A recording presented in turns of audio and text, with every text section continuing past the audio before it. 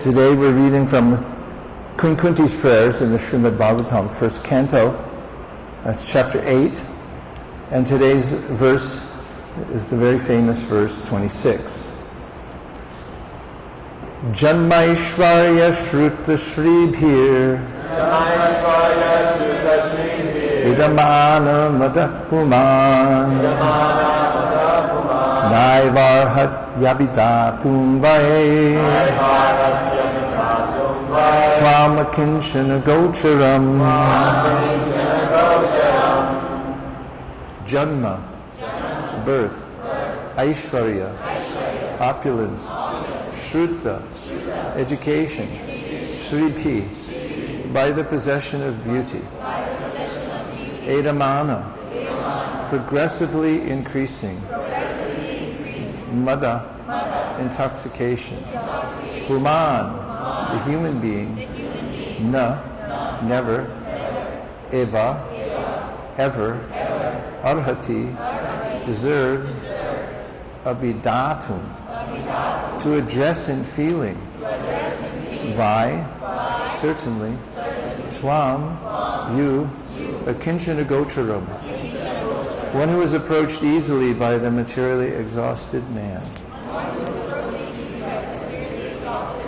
My Lord, your lordship can easily be approached, but only by those who are materially exhausted. One who is on the path of material progress, trying to improve himself with respectable parentage, great opulence, high education, and bodily beauty, cannot approach you with sincere feeling. Being materially advanced means taking birth in an aristocratic family and possessing great wealth, an education, and attractive personal beauty. All materialistic men are mad after possessing all these material opulences, and this is known as the advancement of material civilization. But the result is that by possessing all these material assets, one becomes artificially puffed up, intoxicated by such temporary possessions. Consequently, such materially puffed up persons are incapable of uttering the holy name of the Lord by addressing him feelingly, O Govinda, O Krishna. It is said in the Shastras that by once uttering the holy name of the Lord, the sinner gets rid of a quantity of sins that he is unable to commit. Such is the power of uttering the holy name of the Lord. There's not the least exaggeration in this statement. Actually, the Lord's holy name has such powerful potency. But there is a quality to such utterances also. It depends on the quality of feeling. A helpless man can feelingly utter the holy name of the Lord, whereas a man who utters the same holy name in great material satisfaction cannot be so sincere. A materially puffed up person may utter the holy name of the Lord occasionally, but he is incapable of uttering the name in quality.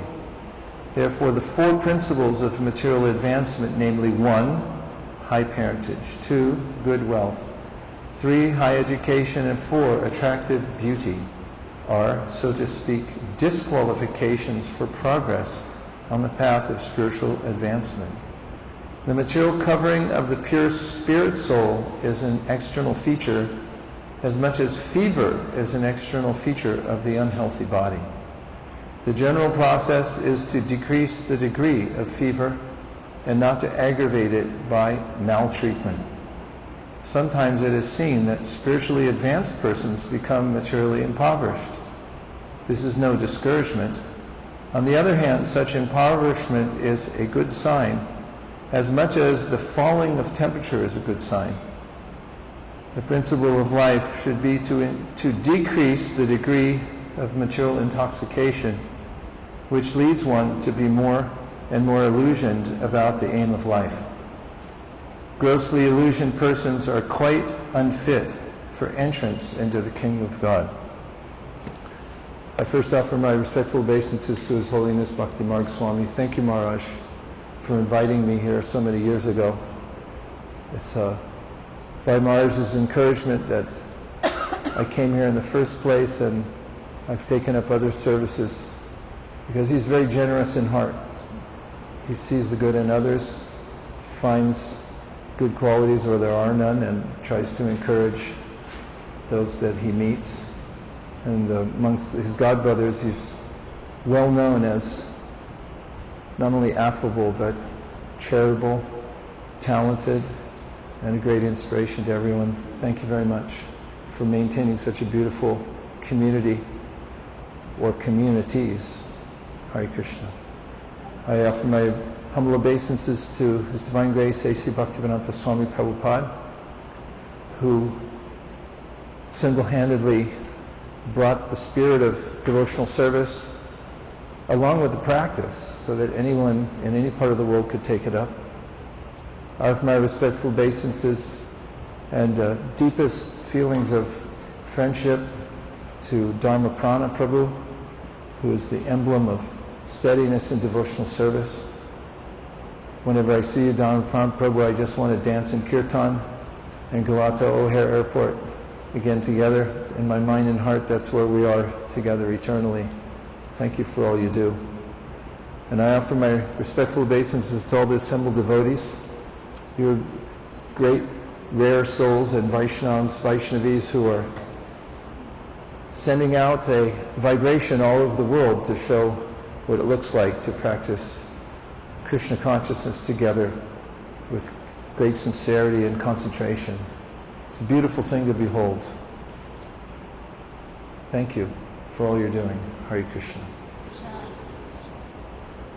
So sincere feeling we talked about yesterday, and here Kunti gives more analysis of what it's like to be waylaid in devotional service by a sense of being great in some way. And she calls it mada, or intoxication. There's a kind of intoxication that comes with getting into the material situation and thinking that I'm this body. And Prabhupada used to quote the phrase, even a pauper is proud of his penny. And he noted that at Howrah Station in Calcutta, he once saw a poor person, perhaps a beggar, who had a few sticks of firewood that were halfway burned, and he was carrying it around as a great treasure. And at every level of human life, one thinks, I have something special. So Kunti is advising that one divest oneself of the idea that one has anything, and in a feeling of complete dependence on Krishna, when one calls out, then one feels naturally protected and satisfied, because as Shukadeva Goswami says, Deha patra kalatradishu atmasaini susatsapi tesham pramutanidhanam pashanapina pashati. It's an illusory idea that I have some protection in this world, he said. And we see it all the time. Pashanapina pashati. I see it, but it doesn't register because I'm still holding on to my idea of what's protecting me. But he mentions that deha means, I think, as Prabhupada once said, that I run on the beach and therefore I become very strong, that my body will protect me. But if Jack LaLanne can die, anybody can die. He was the foremost of fitness coaches. He was on television in the 1950s, maybe even before that, and lived into his 90s, who could drag boats across the channel, and then suddenly he just dropped dead. Deha will not protect us. It's Nrideha madhyam sulabam sadurlabam plavam sukalpam gurukarnavarnam. As mentioned in the 11th canto of the Srimad Bhagavatam, there's a way in which the human body is just a vehicle. It's meant only for crossing the ocean of material existence. It's mentioned as a boat. Nrideham adyam sulabam sadur. It's very rare to get, but it's not meant for getting cozy. And it's to take us across the material ocean. And then there's the idea Dehapatra kalatradeshu, family members might protect me, my bank balance might protect me. And I remember once staying in a guest house in India, and there are two chokidars. Chokidars are guards, for those who don't know, who stand outside the guest house at the gate, and they have big sticks. You can hear them tamping the sticks on the ground. And some dacoits came and broke in, and the chokidars ran away. They weren't paid enough to take on dacoits with knives. And we find in the story of Puranjana also, there's a way in which Narada Muni is talking to King Prachinabarhishat. He tells him in a gentle way, in an indirect way, he tells a story of somebody else, because oftentimes when we give free advice, it's not well taken. But he tells a parallel story, parallel in the sense he tells about a king. Sounds almost like the same name, Prachinabarhishat and Puranjana, who looked for a place to be happy in the material world, searched all over. He found Bharat Varsha, and then he landed in a beautiful park. And then there's the regular story that you find in practically every movie and every song, boy meets girl. And he's talking to her in the forest and in the park. It's a beautiful scene, birds chirping and flowers scenting the air. And he says, well, what do you think? And she's okay with it. I'm talking in code, but you get it. And then he says, where are you from? And she says, I don't know where I'm from. I just know I'm here right now. And when one comes into the material atmosphere, one doesn't know where one came from, nor do we know where we're going. But there's a sense at particular times in our life that I'm here now and I can enjoy, and therefore I will enjoy. But Krishna advises in the Bhagavad Gita, beware, because yehi samsparshaja bhoga dukkha yonaya evate adyantavanta kuntya nate shuramate buddha.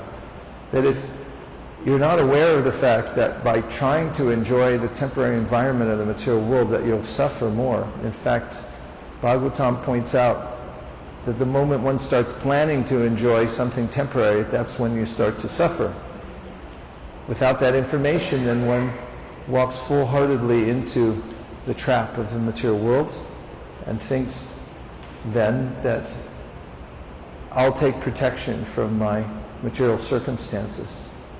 So, of all people, we can listen to Shukadeva Goswami. He's speaking Bhagavatam. He has no sense of attachment to the material world. How do we know that? He didn't even want to come out of the womb. And Krishna had to come and say, it's okay, you can come out. If he's aware of the perils of the material world,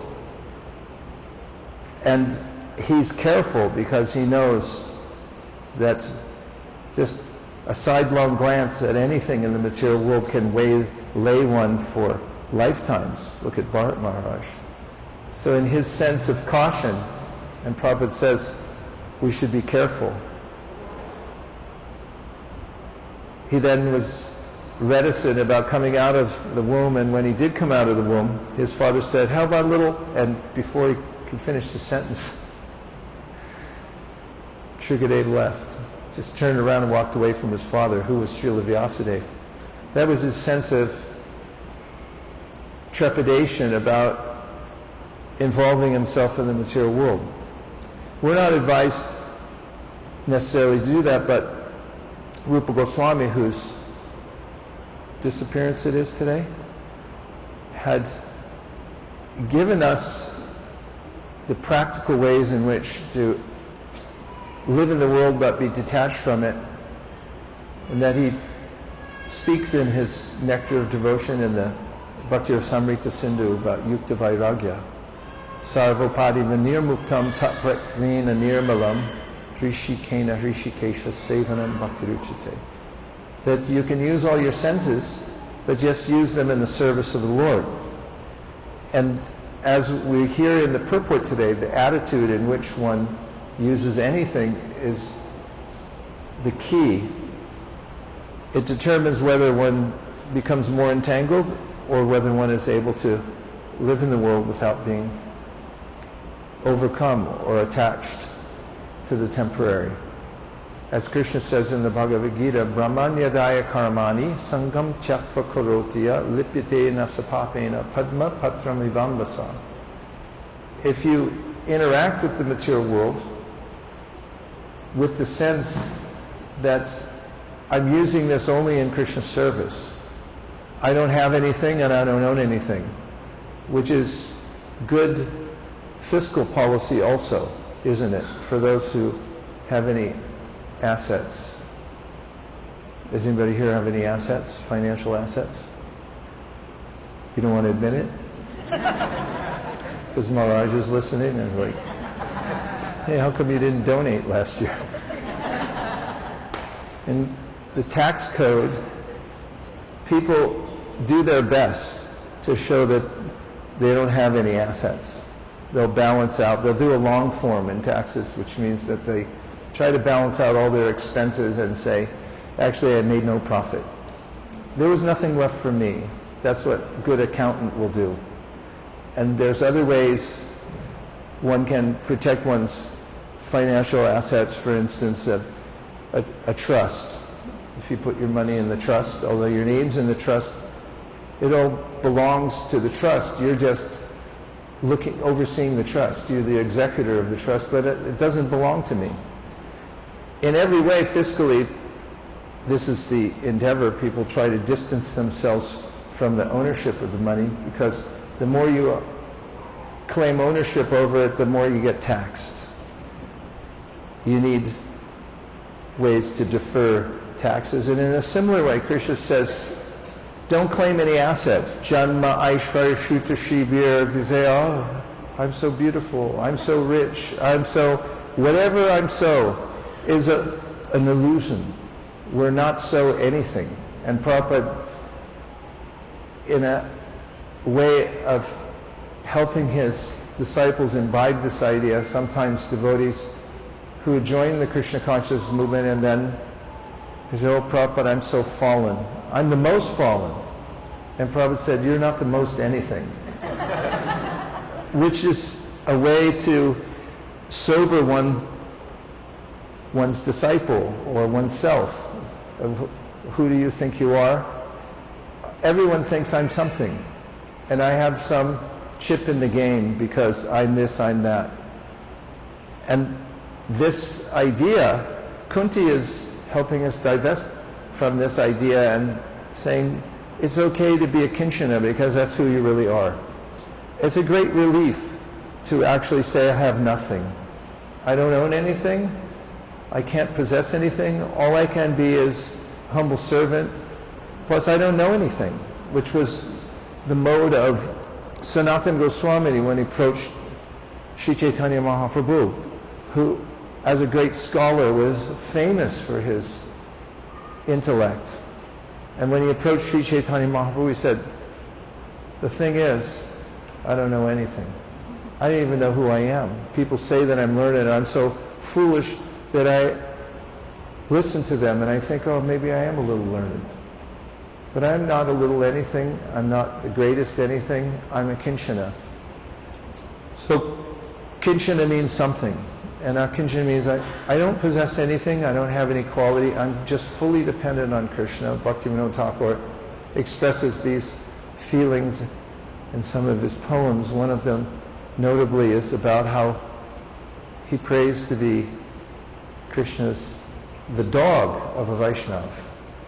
So dogs are very loyal, and once they have a master, you just protect the master. They'll bark at people going by, and if the master forgets to feed the dog will just sit there on the porch and maybe whine a little bit.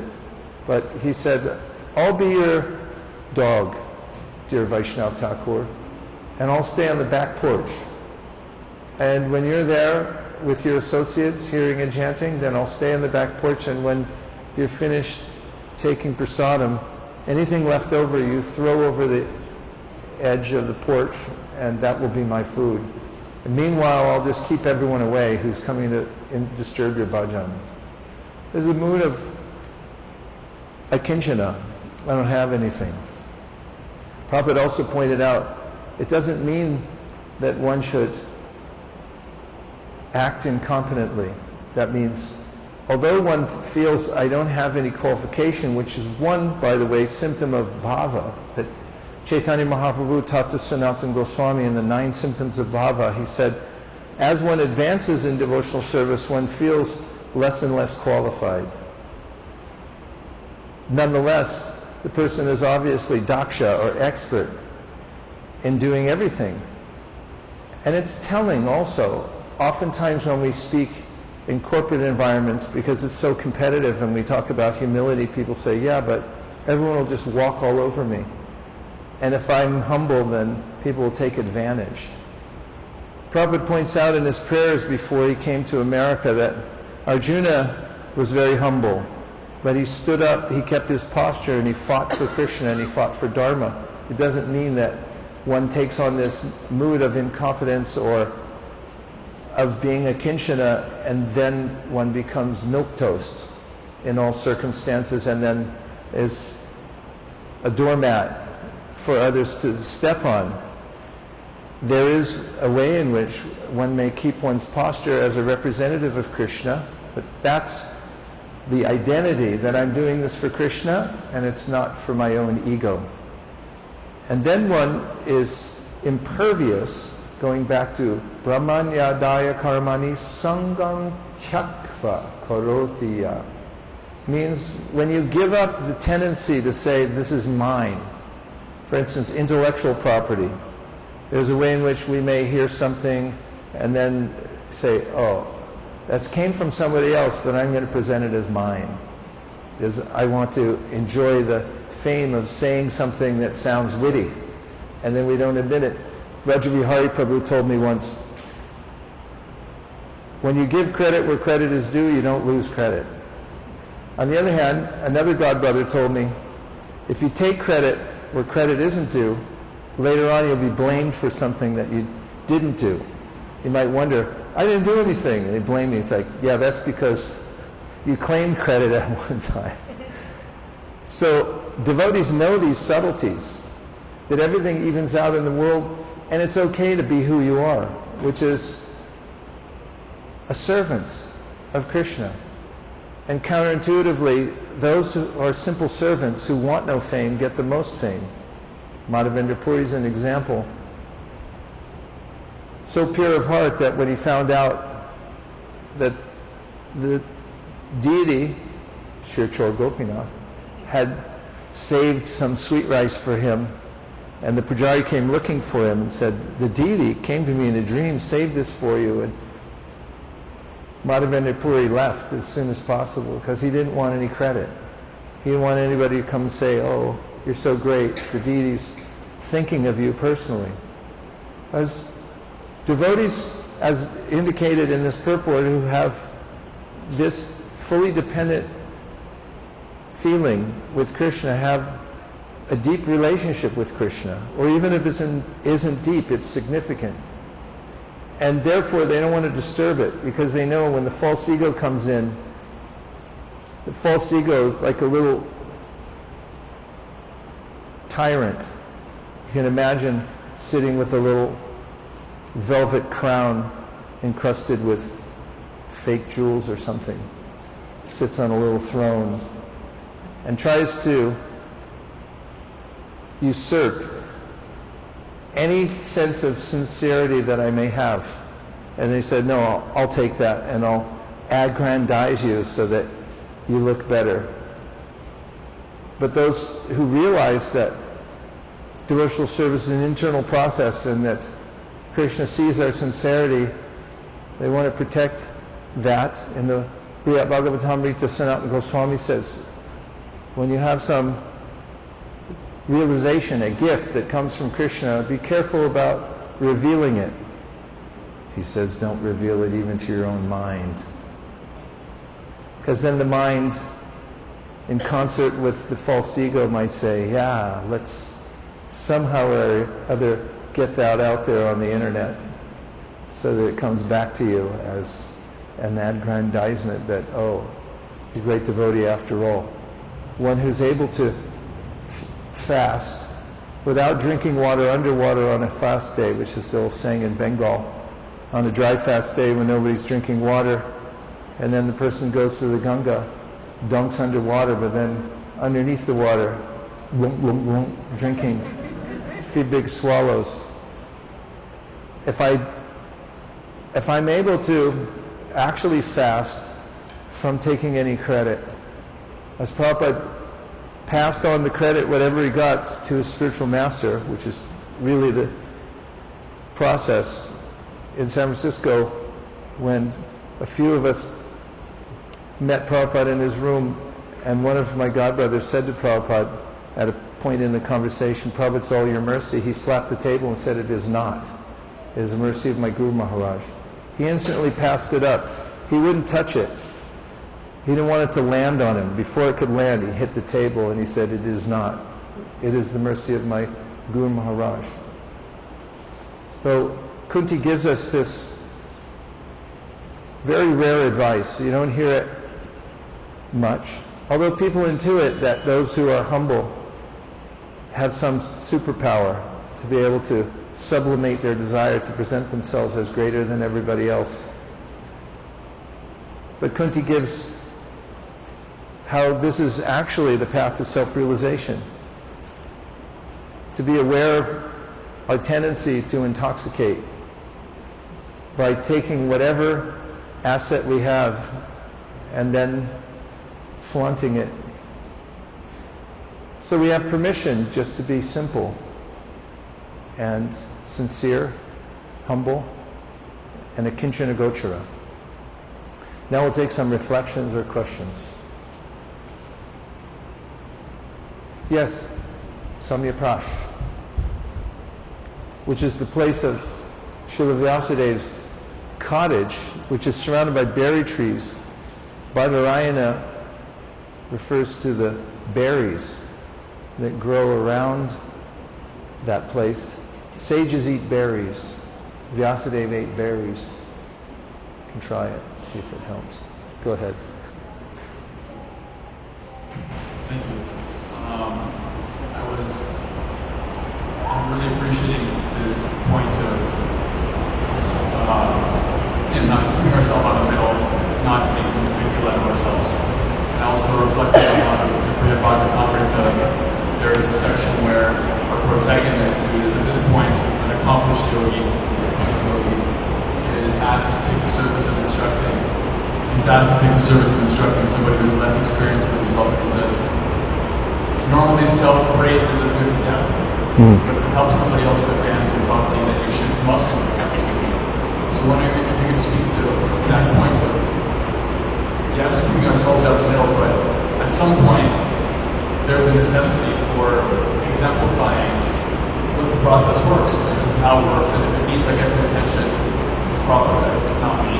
But I'm not going to avoid being in the spotlight if it needs help somebody else. What is that like? That's also yukta vairagya, and the process of offering up whatever one's getting in the position of a representative of the Lord. Back to the Lord, Prabhupada described as the Viceroy syndrome, not syndrome, the process of being a Viceroy who would be the representative of the king, who would come to a region and then people would give gifts, but the Viceroy didn't keep them. He brought them back to the king and gave them back. Representative of a corporation nowadays comes somewhere and people give him honor, but he doesn't think it's because of who I am. Same with the postal delivery. The postal person might live down the street from you and be in the same economic bracket and be as about equally as smart. But when he puts the uniform on, then he's representative. So he needn't think that I'm special, he's just a deliverer. So Prabhupada said that a peon means somebody carries a message. If one is elevated to the post of a teacher in Krishna consciousness, one especially maintains this mood that I'm here only delivering on behalf of the Guru Parampara. And simultaneously, as you're pointing out, that person might have to do the heavy lifting of accepting the various praises and appreciations that are meant for Krishna and the Guru Parampara, but that person is accepting as a representative. And Srila Bhaktisiddhanta Saraswati Thakur mentions in a speech he gave on his Vyasa Puja day, when he was seated on an ornate seat of Vyasasana, and people were praising him, and he said, "What am I, an animal in the zoo garden? How vulgar can one be to sit up here and accept praise from other people?" He said, however, it is the order of Sri Chaitanya Mahaprabhu, Jare Dako Tahi Kaha Krishna Upadesh, to deliver the message.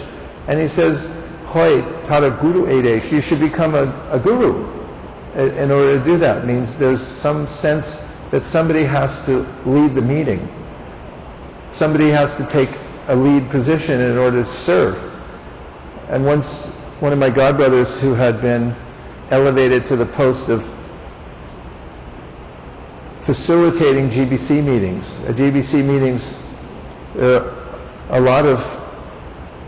a lot of Ishvara Bhav, necessarily, because people who manage others have to have a sense of, I can do this, otherwise why would I be here?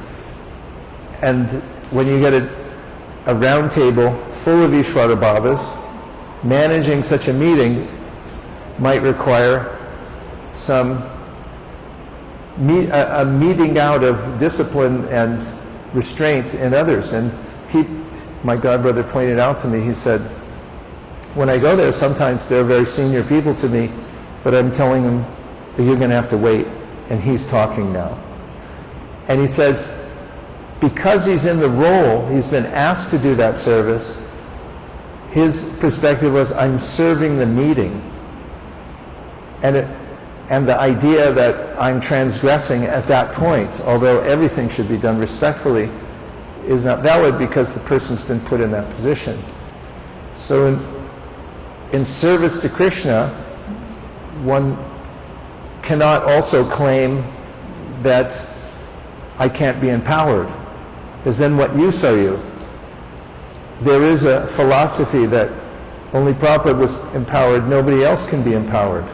Nobody else may dare take a step forward and claim to be a teacher or to be able to offer Diksha mantras to others. This is a philosophy which has been codified and presented as, a philosophical, that there's some philosophical truth behind it, but it's not the mood of the Guru Parampara. There is a way in which one must advance in devotional service. It's illegal not to.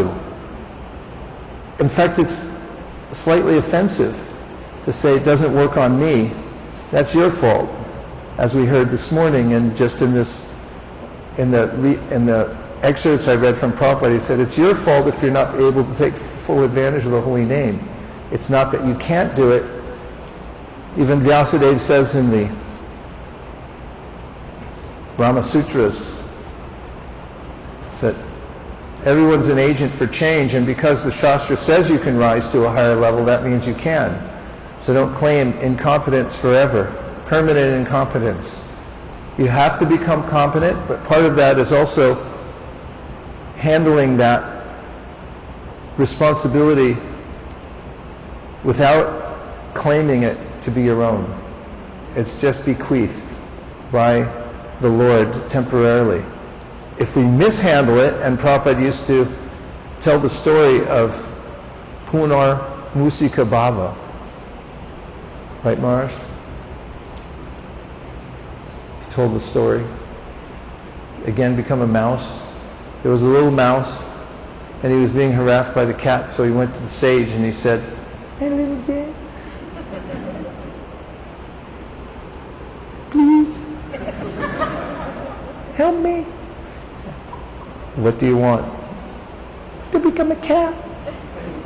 He said, "Become a cat." And then the cat was there, and then the dog started chasing the cat, so cat came back. I'm not going to do a cat voice. But there's a way in which he was elevated one position at a time until he became a tiger. And then the tiger looked at the sage with the intentions that many tigers have, which is maybe there's a snack. And the sage recognized that and said, "Oh, now you want to eat me?" And the tiger said, "Yeah." And the sage then said, "Punar musika bhava." You again become a mouse. And if one touches the third rail, that is, you'll become electrocuted. Can't touch it. You can't say, "This is mine." One must accept responsibility, but always stay at arm's length and say, "It's not me. It's the mercy of my Guru Maharaj. It's not me. It's just Krishna's empowerment." In that way, in any situation in the material world with any asset that one may acquire or that may be given to us, we can, as Krishna says, "Tyaktva," we give up the sense of ownership to it. Was that the kind of spirit you wanted to hear? Okay. Yes? 1, 2.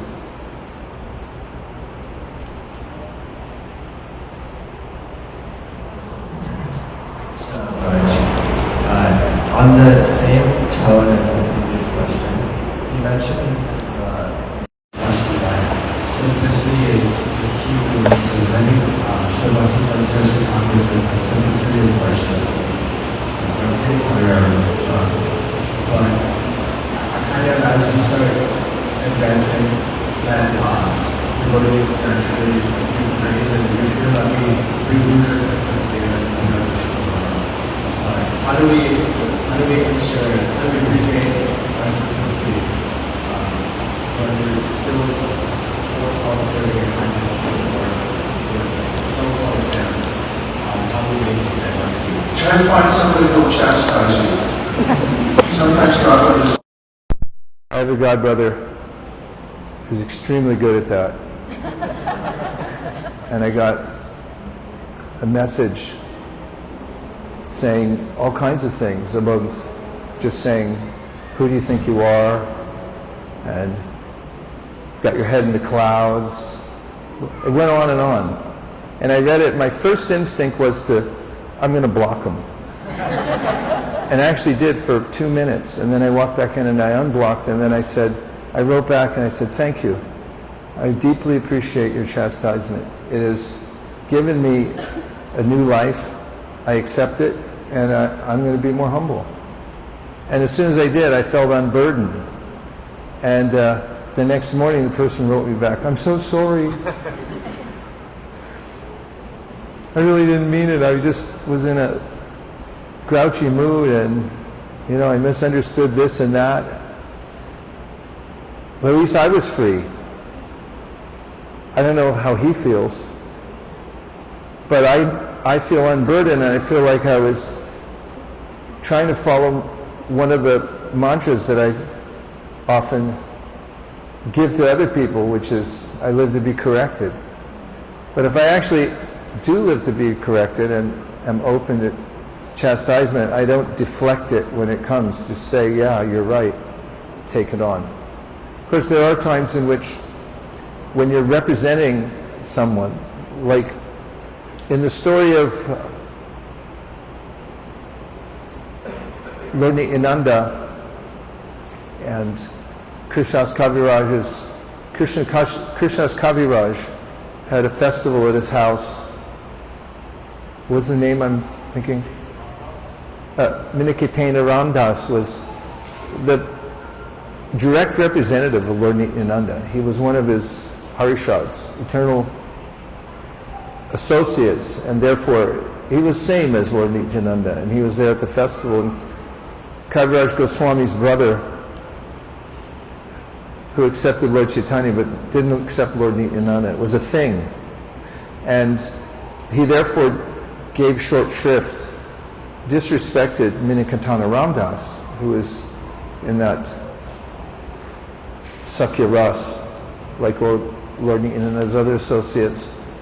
And his brother disregarded him. And the Minikantana Ramdas chastised his brother. And not because he had offended him, Minikantana Ramdas, but because he knew he was offending him based on the fact that he was a representative of Lord Nityananda. Therefore, he broke his flute, and Kaviraj Goswami's brother suffered on account of it. It was a kind of a curse. And there are circumstances in which one must hold one's posture on behalf of the disciplic succession. I was once on Canal Street in New York City, and we meaning myself and another Godbrother, were distributing books there. We were in Devotees. And there was a young man who had his hat on sideways, cap. When you wear your cap sideways, it's like, yo, yo, yo. And then you pull your pants way down. It's a kind of style. I don't know, you know, that really baggy, pull your pants down, I don't know how you walk, or it's a thing, it's an attitude. And he had a big soda, gigantic soda with a straw, and he was sucking on it, and when he saw me approach, he goes, "Get out of here, I don't give to beggars."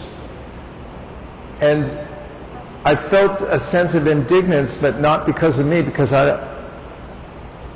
but it was more that he had disrespected the devotees in a sense that I was representing it. And I said, "I don't need your money. I have plenty." I said, we're only out here to help you, and by you giving something, you get benefit. I retorted immediately. It just came straight out of a sense of, as you might say, like, and I don't recommend lose one's temper and then say, "I meant to do that." But it was out of a sense of, I'm representing a lineage. I'm representing something great, and I'm actually out here to do you a favor. And because I said it in that mood and rather sternly back to him, he was shocked. Even though he was so into his role as being a punk, like a devil may care attitude, and like, you know, get out of here. He was a little shocked because what I said wasn't based on me feeling offended, because what do I have to be offended about? I don't need his money. I really didn't. And therefore there was some potency in my voice when I said it, and he was like, "Oh, I'm sorry." It shocked him. And so there's a way in which we, even as we're taking responsibility, even as we don't take credit for anything, we will keep our posture in a dignified way, but straightforwardly defend the honor of our disciplic succession. We're not beggars. We are beggars, but for Krishna. In fact, I had it out in front of the Jagannath temple with one of the local beggars. When I was distributing books there with the yatra, she came up and she was trying to intervene. You know how they do that sometimes? You're talking to somebody and they come in and start begging from the person I'm talking to. And so rather than saying anything to her, I just handed her a book. And then I showed her the card which said, "Give a donation." So then there was this back and forth. She's going, you know, no, me. You give me a donation. I say, not this time, because it's not for me. It's for Krishna. And there was a little crowd that came around because they wanted to see who's going to win.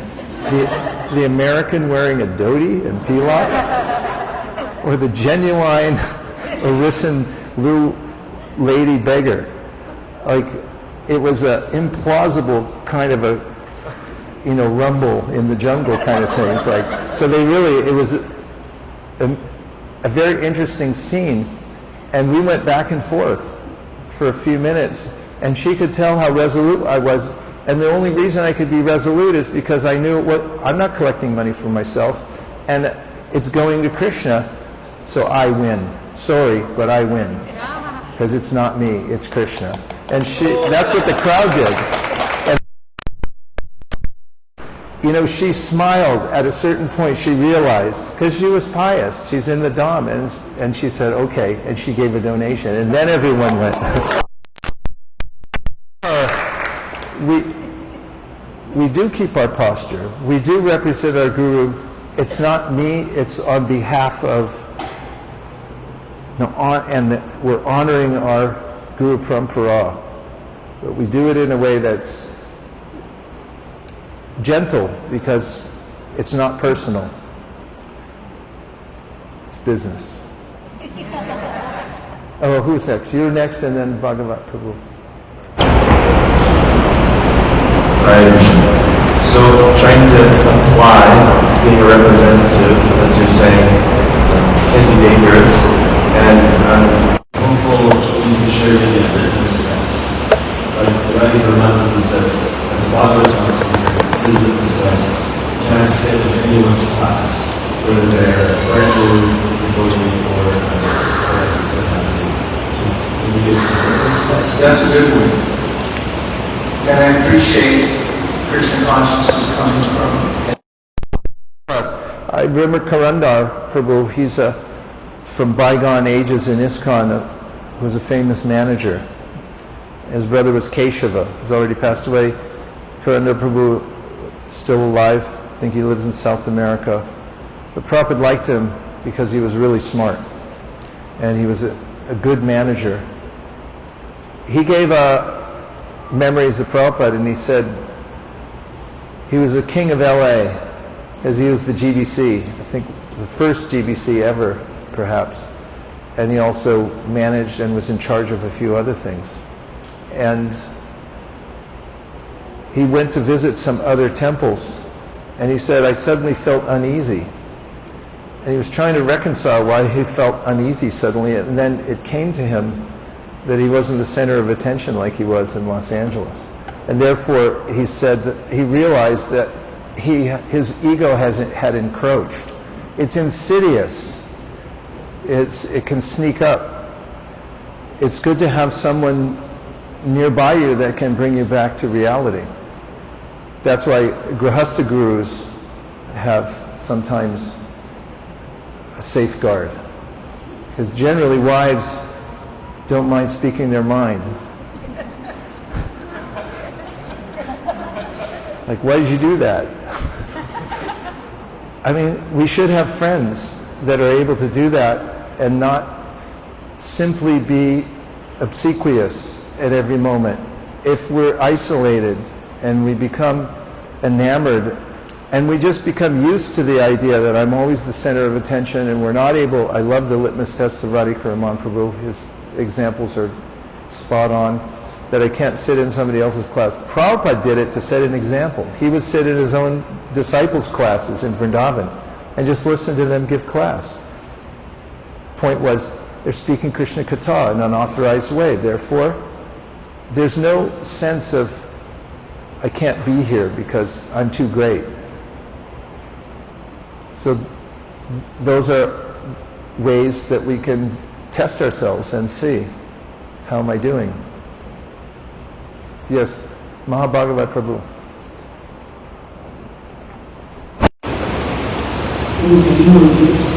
Context for Sanatana Goswami's statement. Sanatana Goswami's statement, don't share your realization with your own mind. If we have a realization and then we take it into our mind, we might. And weaponizing it and thinking, what am I going to get out of this? If we sublimate it in a sense of keep it in a sacred place and say, I'm not going to touch this with my false ego and try to exploit it. The intelligence is so subtle, they can figure out, how can I get this out to the world? This accomplishment of mine without it seeming like I did it. Somehow or other, I'll get it out there. That's how subtle the intelligence is. So, I know if we can get in touch with our own sincerity and realize that, Krishna's seeing everything. Just let him see it. Let him deal with it. It's his glory, and not start molding it, shaping it, thinking about it so much. Just appreciate it and let it stay there. And just say, oh yeah, it was Krishna, and not add it to my trophy shelf. Bhakti Tirtha Maharaj mentioned how he had gotten great praise from Prabhupada for his preaching. And then overnight he was thinking, okay, I kind of made it. And the next day he went in and Prabhupada severely chastised him. And then he felt relieved from that sense of, I really made it. Yes, Prabhu? Comment. A comment, yes.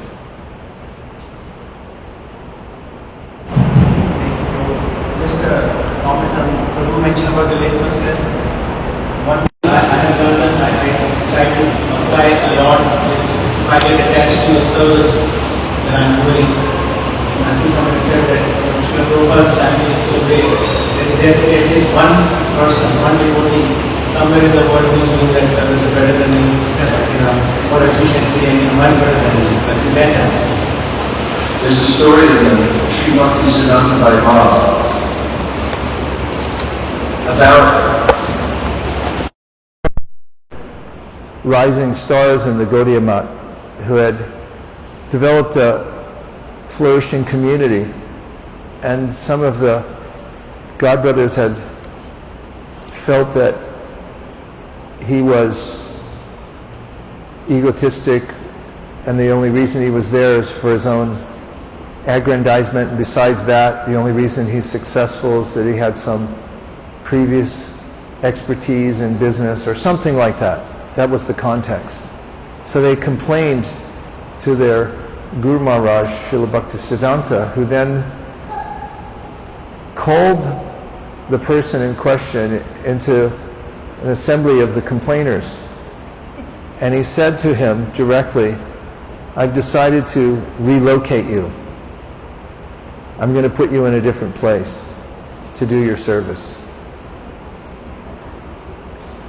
And he replied, yes, Guru Maharaj, when would you like me to leave?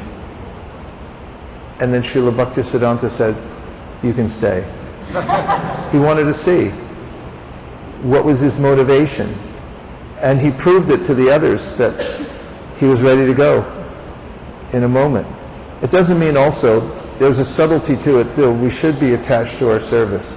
There are ways in which, when our service is Guru given or God given, we should also protect it, because Prabhupada had a service to be the head of an organization and people tried to take it away. There were subtle ways in which people were preaching that he's not really the founder Acharya. The real founder Acharya was Srila Bhaktisiddhanta, and besides, he can't even use that name, and some of Prabhupada's own disciples were affected by that and published a book that just said Swami Bhaktivedanta. Didn't say Prabhupada, didn't say founder Acharya. And Prabhupada had then intuited and traced it back to those who were trying to effect some kind of a usurpation of his position. And Prabhupada stood very strongly and said, no, I must have founder Acharya.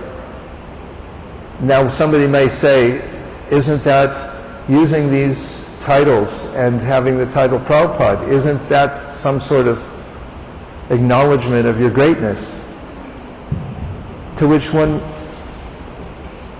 who knows the context would easily answer, no, that was his service to his Guru Maharaj. He had seen the Gaudiya Math implode after Srila Bhaktisiddhanta left because there was not a clear center, there was no nucleus. And therefore Prabhupada knew that he had to remain strong in the center. Although he often said, although you say, I'm your spiritual master, I'm your servant. I see you as sent by my Guru Maharaj so I can serve you. That was his mood. So the two things can and should be maintained simultaneously. Thank you very much. Srimati Kunti Devi ki jai, Srila Prabhupada ki jai, Srimad Bhagavatam ki jai, dear Srila Prabhupada, dear Shri Chaitanya Mahaprabhu, Shri Shri Panchatattva, Shri Shri Radha Kṣīra-corā-gopīnātha, Jagannath, Baladev, Subhadra. If you so desire, please always help us to maintain a sense of having nothing but your mercy. We're all mercy cases. I'm a mercy case. And that we may never claim proprietorship over the assets, intellectual or otherwise, spiritual, that you give us, but simply remain humble servants of the servant. Thank you for considering our request. Everyone agrees with this prayer in whole or in part. Please unmute and say Hare Krishna. Vanchakalptaruscha kripasindhave patitanam bhavanibhyo Vaishnavebhyo namo namaha Nam Takoti Vaishnaviki jai.